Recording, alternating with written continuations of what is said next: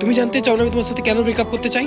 দেখো, আছে কিছু, ক টাকা আছে আমার কাছে, খালি পকেটে স্বপ্ন দেখা যায় না। আমিও তোমাকে ছাড়তে চাই না, বাট আমার কাছে অন্য কোনো রাস্তা নাই।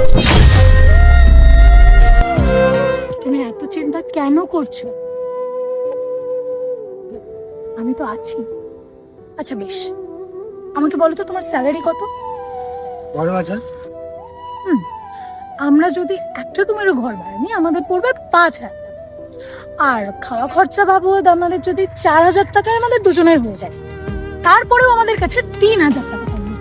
সেই 3,000 টাকার থেকে লাইটের বিলের জন্য যদি 500 টাকা সরিয়ে দিই, আমাদের কাছে আরো 2,500 টাকা থাকবে। আর ওই 2,500 টাকা দিয়ে আমরা মাসে একবার কোথাও একটা ঘুরতে যাবো। তারপরেও তোমার কাছে 1,000 থেকে 1,500 টাকা আরামসে থেকে। আর তাতেও যদি না হয়, আমি কোনো একটা কাজ করে নেবো। এতে আমার তো কোনো অসুবিধা নেই। তোমার অসুবিধা আছে কিনা সেটা বলো।